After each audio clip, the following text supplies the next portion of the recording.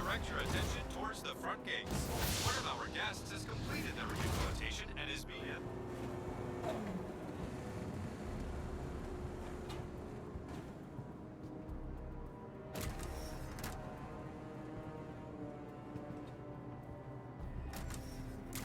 Tja Leute, ich habe meine Strafe für das illegale Abschleppen abgesessen. Leider habe ich deswegen den Messetag von Origin verpasst. Aber ich mache mich jetzt wieder zurück auf den Weg nach Microtech. Denn heute stellt Anvil auf der Messe seine Schiffe vor. Und die wollen wir uns nicht entgehen lassen. Wir sehen uns dann in ein paar Minuten auf dem Messegelände. Bis gleich. Wir sind auf dem Messegelände angekommen und da sehen wir gleich zentral die große Carrack von Anvil, die wir uns auf der letzten IAE schon angesehen haben. Und links und rechts davon gibt es einige Neuigkeiten, die nicht wirklich neu sind. Wir haben hier F7C, auf der anderen Seite eine F7A und noch eine F7C. Die F7A, F7C kennen wir ja eigentlich schon von der letzten IAE. Hier haben wir aber die MK2-Modelle stehen, das heißt die Weiterentwicklungen der alten F7C. Und da gibt es bis jetzt die F7A, das ist die, die vom Militär, von der Marine eingesetzt wird. Und die F7C-Varianten sind zivile Varianten. Da haben wir dort hinten die Basisversion, die F7C Hornet. Wir haben davor die F7CR Tracker mit einem großen Radar und auf der anderen Seite die F7CS Ghost, die über Tarnkappentechnologie verfügt.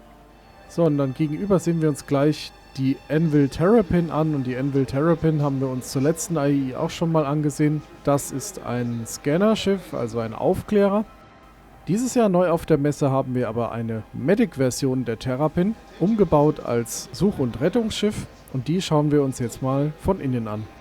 Über die leicht umgebaute Rampe betreten wir das Innere, übrigens hier auch mit äußerer Beleuchtung. Die lässt sich an der Rampensteuerung schalten.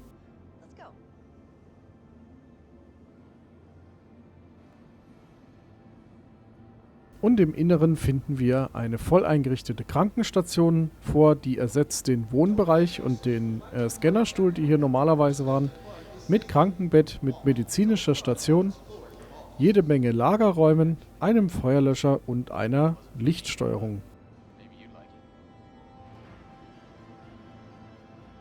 Dann haben wir eine gesonderte Glastür in den vorderen Teil des Schiffes, die sich aber leider aktuell nicht öffnen lässt, weil die Steuerung von der Lichtsteuerung überdeckt wird. In Halle 3 haben wir dann noch ein paar kleinere Kampfschiffe wie die Anvil Arrow als Einsitzer, die Anvil Gladiator, das ist ein Bomber, als Zweisitzer. Auf der anderen Seite die Hurricane, ein schweres Kampfschiff, ebenfalls als Zweisitzer ausgeführt. Und die Hawk, ein Schiff mit einer eigenen Gefängniszelle am Heck für Kopfgeldjäger. Und in der Mitte haben wir dann die beiden Pisces-Varianten, die Pisces C8X für Explorer und die C8R für Rescue. Und wenn man sich die C8R mal von innen anschaut, dann fällt auf, die hat eigentlich die gleichen Einrichtungen wie die Terrapin Medic und deswegen stellt sich die Frage, was kann die Terrapin Medic besser als dieses Schiff? Und darauf gibt es zwei Antworten. Erstens ist die Krankenstation dort von einem höheren Level, kann also schwerere Verletzungen behandeln als die C8R und ist noch dazu besser gepanzert und kann deswegen auch in Kampfsituationen eingesetzt werden. In Halle 1 haben wir heute eher den militärischen Fokus mit dem Landtruppentransporter Spartan, hinten mit dem Lufttruppentransporter Valkyrie, den wir uns auch schon zur Invictus-Messe angesehen haben, und mit dem schweren Kampfschiff F8 Lightning, sozusagen der große Bruder der F7. Im Keller haben wir dann noch einmal die Boden-Luft-Raketenplattform Ballista vorgestellt, sowie das Luftabwehrgeschütz Centurion, beide auf der Plattform des Spartan. Und in der Display Hall haben wir vorgestellt die Anvil Crucible, ein Reparaturschiff mit eigenem Trockendock. Die Legionnaire, das soll ein Boarding-Schiff sein, mit dem man also im militärischen Aspekt an feindlichen Schiffen andocken kann. Die Liberator, einen kleinen Schiffsträger, der mehrere Schiffe transportieren kann. Und auf dem letzten Display hätte eigentlich hier die Anvil Paladin vorgestellt werden sollen. Ein neues schweres Schlachtschiff von Anvil. Stattdessen sehen wir einfach nochmal die Crucible. Da hat also irgendetwas nicht funktioniert.